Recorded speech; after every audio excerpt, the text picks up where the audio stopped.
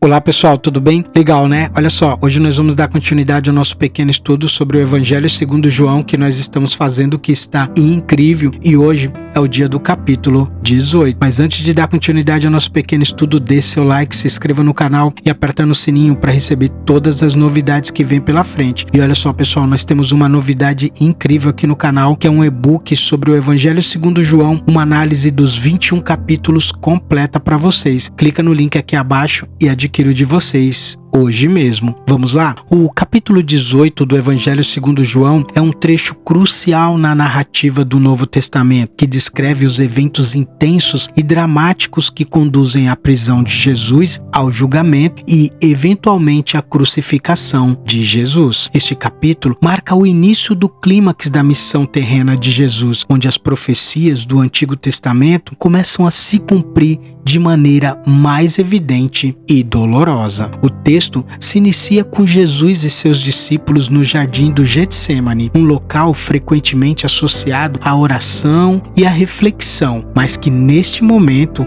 se torna o cenário da traição de Judas Iscariotes. A entrega de Jesus nas mãos das autoridades religiosas por um de seus próprios seguidores enfatiza o tema da traição e da corrupção espiritual que permeia esse momento crítico da história cristã. Aqui, a figura de Jesus se apresenta não apenas como um líder espiritual, mas também como um cordeiro prestes a ser sacrificado, plenamente consciente do sofrimento que o espera. À medida que o capítulo avança, vemos uma série de eventos que revelam a fraqueza humana e a tensão entre o poder religioso e o poder secular. A negação de Pedro, um dos discípulos mais próximos de Jesus, contrasta fortemente com a fidelidade e o sacrifício iminente de Cristo, mostrando como o medo e a pressão podem levar até os mais devotos a falharem. O capítulo também oferece uma visão crítica das interações entre Jesus e as autoridades de sua época, especialmente no julgamento perante Pôncio Pilatos. O diálogo entre Jesus e Pilatos é rico em simbolismo e significados teológicos, onde Jesus declara que seu reino não é deste mundo, reafirmando a natureza divina de sua missão e a inevitabilidade de seu sacrifício para a redenção da humanidade. Assim, o capítulo 18 não é apenas uma narrativa de eventos históricos, mas um convite à reflexão profunda sobre temas de traição, poder, medo, justiça e sacrifício. Ele prepara o leitor para os momentos finais da paixão de Cristo, que culminam na crucificação, e serve como um prelúdio para o triunfo da ressurreição que será revelado nos capítulos seguintes. A sessão da traição e prisão de Jesus é uma das passagens mais sombrias e significativas do Evangelho segundo João, pois marca o início da paixão de Cristo. Este episódio ocorre logo após a última ceia, quando Jesus, ciente de que sua hora havia chegado, retira-se com seus discípulos para o jardim do Getsêmani, um local conhecido por Jesus e por seus seguidores, onde ele frequentemente ia para orar. Após Jesus orar com os seus discípulos no jardim do Getsêmani, é traído por Judas Iscariotes, que chega acompanhado de soldados e oficiais dos sacerdotes. Judas identifica Jesus para eles, e Jesus, sabendo de tudo o que aconteceria, se apresenta voluntariamente. Pedro, tentando defender Jesus, corta a orelha de Malco, servo do sumo sacerdote, mas Jesus ordena que ele guarde a espada e cura Malco. Jesus e seus discípulos atravessam o vale de Cedron e chegam ao jardim. Este ato de atravessar o vale simboliza uma transição tanto física quanto espiritual, rumo ao sofrimento que Jesus estava prestes a enfrentar. O jardim do Getsêmani significa prensa de azeite. É um local apropriado para o que está por vir. Assim como as azeitonas são esmagadas para extrair o óleo, Jesus será esmagado pelos peso do pecado do mundo. Judas Iscariotes, um dos 12 discípulos já havia decidido trair Jesus e ele conhece bem o local onde Jesus se encontrava. Judas chega ao jardim, liderando um grupo composto de soldados romanos e guardas enviados pelos principais sacerdotes e fariseus. Eles vêm armados com lanterna, tochas e armas prontos para prender Jesus, o que destaca a seriedade da situação e o perigo que Jesus representava para as autoridades religiosas e políticas. Quando o grupo se aproxima, Jesus, demonstrando sua soberania e conhecimento pleno dos eventos, adia-se e pergunta: a quem buscais? Eles respondem: a Jesus de Nazaré. Jesus responde com as palavras: eu sou, uma declaração que remete ao nome divino revelado a Moisés no Antigo Testamento. A simples declaração que causa um impacto tão poderoso que os homens recuam e caem por terra, mostrando a autoridade divina de Jesus, mesmo em um momento de aparentemente fraqueza. Em um momento de impetuosidade, Simão Pedro, tentando defender Jesus, saca uma espada e corta a orelha de Malco, o servo do sumo sacerdote. Este ato impulsivo reflete a confusão e o desespero dos discípulos diante da iminente prisão de Jesus. No entanto, Jesus, que veio cumprir a vontade do Pai, repreende Pedro, ordenando que guarde a espada. Jesus então cura a orelha de Malco, demonstrando sua compaixão e reafirmando seu compromisso com a não violência e a aceitação do destino que lhe estava reservado. Finalmente, Jesus expressa sua aceitação do cálice que o Pai lhe deu, um símbolo do sofrimento e da morte que ele estava prestes a enfrentar. Ele se entrega voluntariamente às autoridades, mostrando que sua prisão e subsequente crucificação não são um acidente ou uma derrota, mas parte do plano divino para a salvação da humanidade. Nesta passagem, João enfatiza a majestade de Jesus. Mesmo em face da traição e da prisão, Jesus não é uma vítima indefesa, mas um Senhor soberano que voluntariamente se entrega por amor ao mundo. A traição de Judas e a ação de Pedro contrastam com a obediência e a seriedade de Jesus,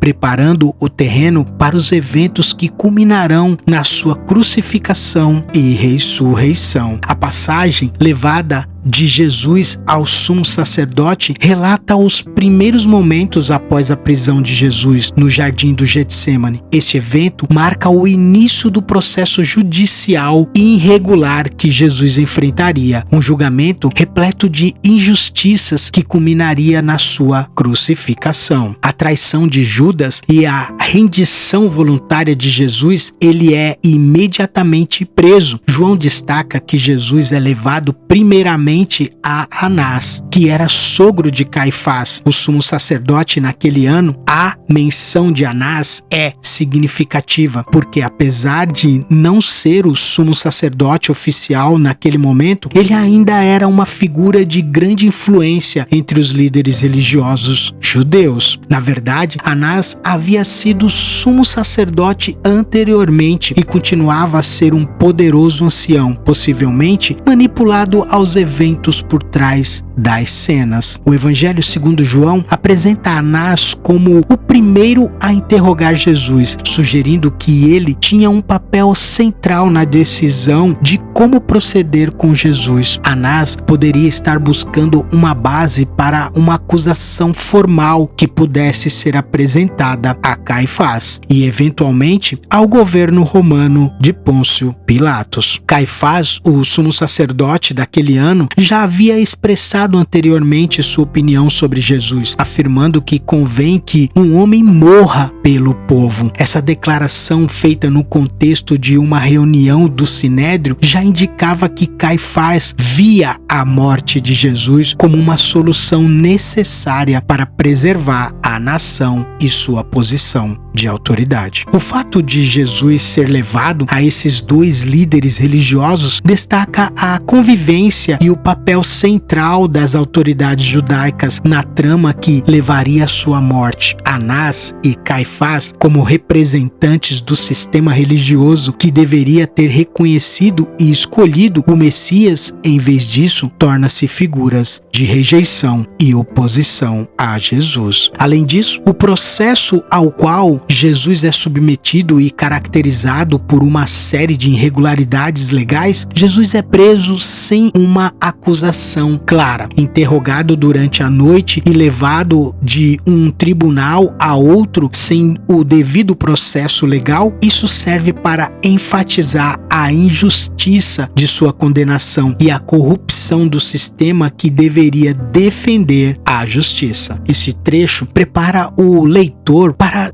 o desenrolar dos eventos seguintes, onde Jesus será levado a julgamento perante Pilatos. A transição de Jesus da autoridade religiosa judaica para a autoridade política romana destaca que tanto os líderes religiosos quanto os líderes seculares desempenham um papel na sua condenação. A levada de Jesus ao sumo sacerdote não é um relato histórico da prisão de Jesus, mas também um comentário profundo sobre a rejeição do Messias pelo sistema religioso e corrupção da justiça. Jesus, o verdadeiro sumo sacerdote, é julgado e condenado por aqueles que deveriam ter reconhecido sua autoridade. Enquanto Jesus é interrogado, Pedro segue de longe e é reconhecido 3 vezes como um discípulo de Jesus. Em todas as 3 ocasiões, Pedro nega conhecer Jesus, cumprindo a profecia de Jesus que Pedro o negaria antes do galo cantar. A passagem à negação de Pedro é um dos momentos mais significativos e emocionantes do Evangelho segundo João. Ela retrata o cumprimento de uma profecia feita por Jesus e revela a fraqueza humana em contrastes com a coragem e o sacrifício de Jesus. Essa narrativa sublinha temas como lealdade, medo e arrependimento e prepara o cenário para a redenção e restauração de Pedro nos capítulos seguintes. Após a prisão de Jesus, ele é levado à casa do sumo sacerdote para ser interrogado. Pedro, um dos discípulos mais próximos de Jesus, juntamente com outros discípulos, geralmente identificado como João, segue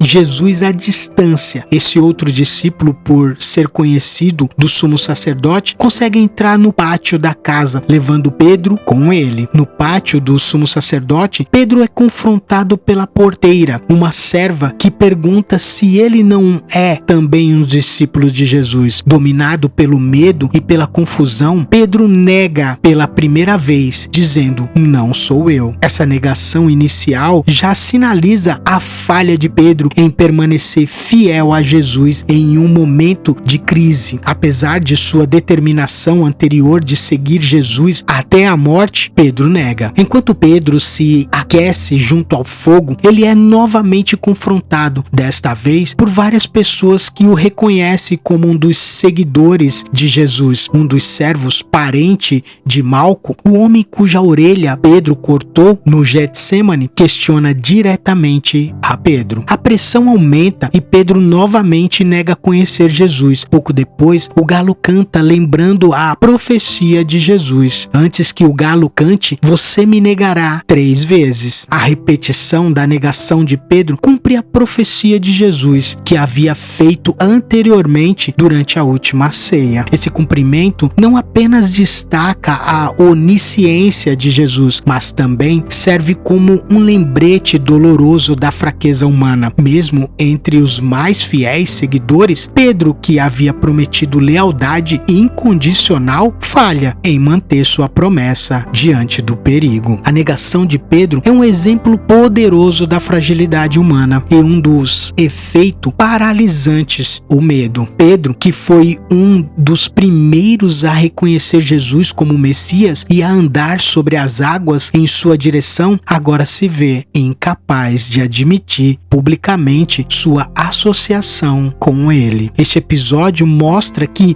mesmo aqueles que são próximos a Jesus podem falhar em momentos críticos. Contudo, a história de Pedro não termina com sua negação. Nos capítulos seguintes do Evangelho segundo João, Jesus, após a ressurreição, restaura Pedro, reafirmando seu papel de liderança entre os discípulos. Essa restauração demonstra a graça e o perdão de Jesus, que oferece uma nova chance, mesmo para aqueles que o traíram. Para os leitores, a história de Pedro é tanto um aviso quanto uma fonte de esperança. Ela nos adverte sobre a facilidade com que podemos falhar em nossa fé, especialmente sob pressão, mas também nos assegura que, mesmo em nossas falhas, a misericórdia e o perdão de Deus estão disponíveis a todos. A negação de Pedro, seguida por sua eventual restauração, serve como um poderoso testemunho do amor redentor de Cristo. Em resumo, a negação de Pedro é uma passagem profundamente humana e espiritualmente significativa, que destaca a sua luta entre a fé e o medo e prepara o terreno para a reconciliação e a missão renovada de Pedro. Jesus vai ser interrogado. O sumo sacerdote interroga Jesus sobre seus discípulos e ensinamentos. Jesus responde que sempre falou abertamente e que nada fez em segredo, desafiando-os a apresentar testemunhas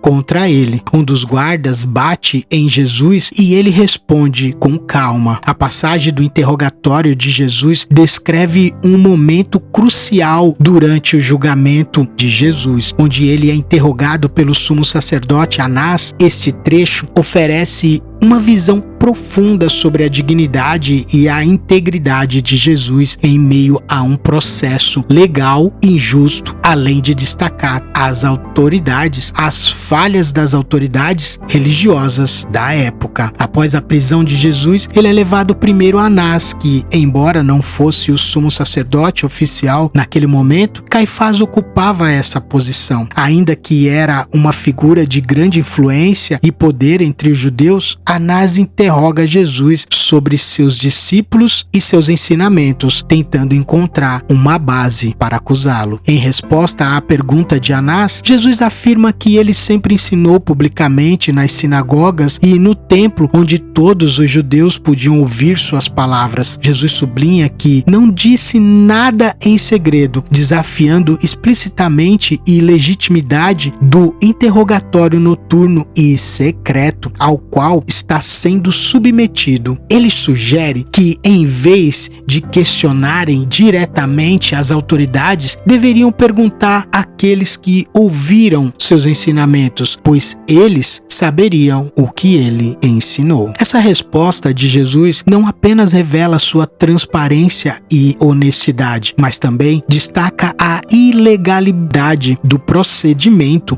que estava sendo seguido de acordo com as leis judaicas. Os interrogatórios deveriam ser feitos publicamente e com testemunhas, o que não estava acontecendo neste caso. A resposta de Jesus provoca uma reação violenta de um dos guardas presentes, que esbofeteia, acusando-o de desrespeitar o sumo sacerdote. Jesus, porém, mantém sua dignidade e questiona a justiça da agressão, dizendo: se eu falei mal, dá testemunho do mal, mas se falei bem, por que me feres? Porque, com essa resposta, Jesus expõe a injustiça do tratamento que estava recebendo e a falta de fundamento nas acusações contra ele. O interrogatório de Jesus por Anás, conforme narrado no Evangelho segundo João, revela a profunda injustiça do julgamento ao qual Jesus estava sendo submetido. Ele, o injusto e verdadeiro, é maltratado e julgado por aqueles que deveriam ser os guardiões da justiça e da lei. No entanto, Jesus não se defende agressivamente. Em vez disso, ele responde com seriedade e verdade, demonstrando sua confiança no plano divino e em sua disposição para aceitar o sofrimento que estava por vir. Este episódio também lança luz sobre a hipocrisia e a corrupção das autoridades religiosas, que estavam mais interessadas em manter seu poder e controle do que que em buscar a verdade e a justiça. Ao mesmo tempo, ele reafirma a natureza divina e justa de Jesus, que mesmo diante da injustiça, permanece firme em sua missão. Para nós, leitores, o interrogatório de Jesus é um convite a refletir sobre a injustiça e a integridade em meio à adversidade. A resposta calma e assertiva de Jesus diante da violência e da injustiça serve como um exemplo para aqueles que enfrentam perseguições e provações. Ela nos lembra da importância de manter a verdade e a dignidade, mesmo quando confrontados com a injustiça e a opressão. Em resumo, a passagem do interrogatório de Jesus em João não é apenas uma descrição de um evento histórico, mas também um poderoso ensinamento sobre justiça, verdade e coragem espiritual. Ela destaca a diferença entre o reino de Deus que Jesus representa e os sistemas de poder humano que frequentemente falham em promover a verdadeira justiça. E de madrugada, Jesus é levado a Pilatos, o governante e o governador romano, para ser julgado. Pilatos questiona Jesus sobre ser o rei dos judeus, ao que Jesus responde que seu reino não é deste mundo. Pilatos, não encontrando culpa em Jesus, oferece ao povo a libertação de um prisioneiro, como era costume durante a Páscoa. O povo escolhe libertar Barrabás, um criminoso, em vez de Jesus. A passagem Jesus diante de Pilatos em João 18, versículo do 28 ao 40, descreve um dos momentos mais dramáticos do Evangelho segundo João, onde Jesus é apresentado ao governador romano Pôncio Pilatos para ser julgado. Este episódio é central na narrativa da paixão, destacando a tensão entre as autoridades judaicas e romanas e explorando temas de poder, verdade e justiça. Após o interrogatório perante Anás e Caifás, Jesus é levado ao pretório, a residência oficial do governador romano em Jerusalém, onde Pilatos reside temporariamente. As autoridades judaicas entregam Jesus a Pilatos para que ele seja julgado sob a lei romana, já que os judeus não tinham o poder de executar a pena de morte. Quando Pilatos sai para encontrar as autoridades judaicas, que evitam entrar no pretório para não se tornarem cerimonialmente impuras antes da Páscoa, ele pergunta: que acusação trazeis contra este homem? Os líderes religiosos responderam de maneira evasiva, indicando que já consideravam Jesus culpado e esperava que Pilatos simplesmente confirmasse sua condenação. Pilatos, percebendo a natureza delicada da situação, tenta evitar a responsabilidade, dizendo-lhes para julgarem Jesus de acordo com as suas próprias leis. No entanto, os judeus insistem que, segundo a lei romana, apenas o governador pode ordenar a execução, relevando que estavam buscando a morte de Jesus desde o início. Pilatos então volta ao pretório e interroga Jesus diretamente, perguntando: és tu o rei dos judeus? Essa pergunta vai ao cerne da acusação que poderia justificar uma sentença de morte sobre a lei romana. A reivindicação de realeza, que poderia ser vista como um desafio à autoridade de César, Jesus responde de maneira enigmática, perguntando a Pilatos se ele está fazendo essa pergunta por conta própria ou se foi influenciado pelos outros. Quando Pilatos insiste em saber o que Jesus fez, Jesus responde que seu reino não é deste mundo. Ele explica que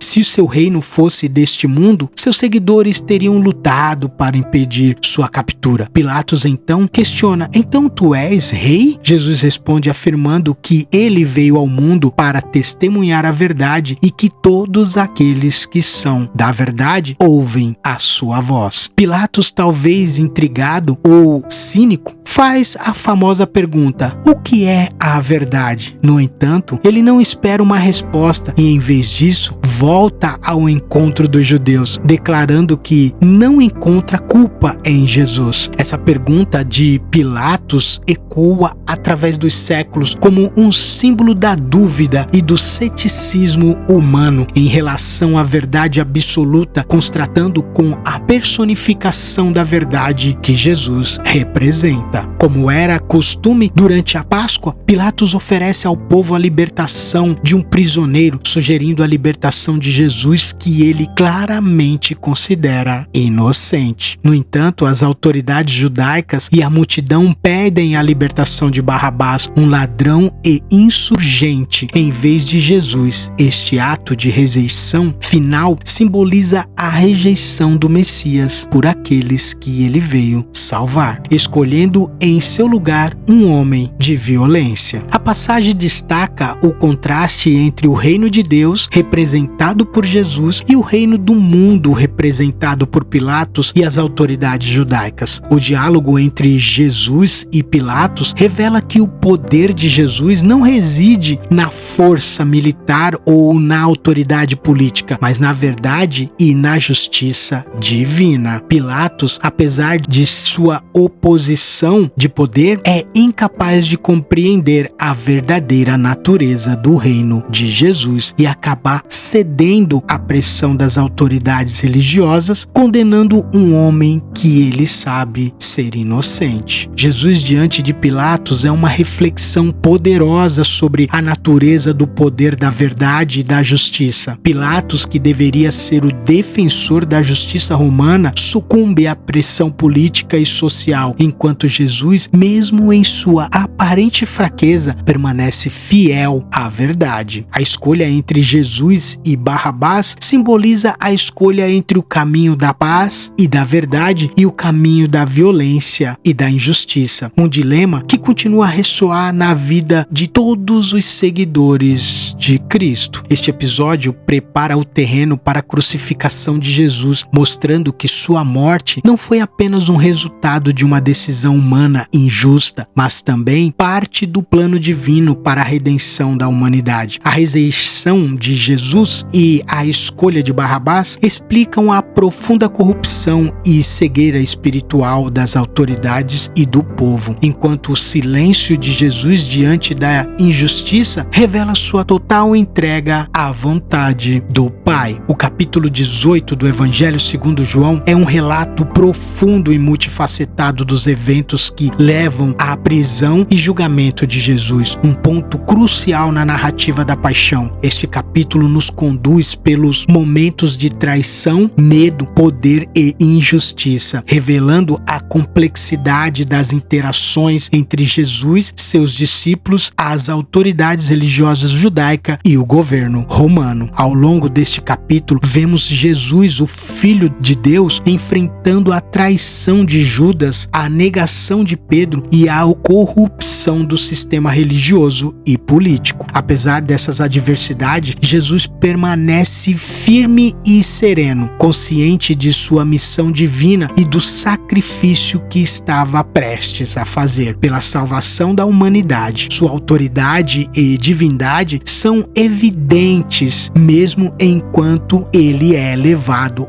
de tribunal em tribunal, acusado falsamente e tratado injustamente. O capítulo também coloca em destaque as falhas humanas. Judas, que traz Jesus por algumas moedas de prata, Pedro, que apesar de sua devoção nega conhecer Jesus por medo, e Pilatos, que embora reconheça a inocência de Jesus, cede à pressão das multidão e condena um homem justo à crucificação. Essas falhas contrastam fortemente com a integridade e a verdade personificadas por Jesus. Além disso, o capítulo 18 de João explora temas profundos como a natureza do poder, a verdade e a justiça. Jesus, cujo reino não é deste mundo, desafia as noções terrenas de autoridades e poder, e sua prisão e julgamento se tornam um testemunho da corrupção e da injustiça injustiça que prevalecem em sistemas humanos. No entanto, Jesus também nos mostra a verdadeira vitória não reside na força ou poder político, mas na obediência à vontade de Deus e na entrega ao amor sacrificial. Em sua conclusão, o capítulo 18 não apenas narra os eventos que levam à crucificação de Jesus, mas também nos convida a refletir sobre nossa própria fidelidade, coragem e compreensão da verdade. Ele prepara o terreno para a morte e ressurreição de Jesus, que está descrita nos capítulos seguintes, mostrando que mesmo em meio à traição e injustiça, o plano redentor de Deus está em pleno andamento. E assim, eu deixo o capítulo 18 para vocês refletirem, estudarem e lerem bastante esse capítulo, porque mostra a fraqueza humana e o poder de Deus caminhando junto. E mesmo que diante as nossas fraquezas, Jesus sempre está prestes a nos perdoar. E assim eu deixo a paz.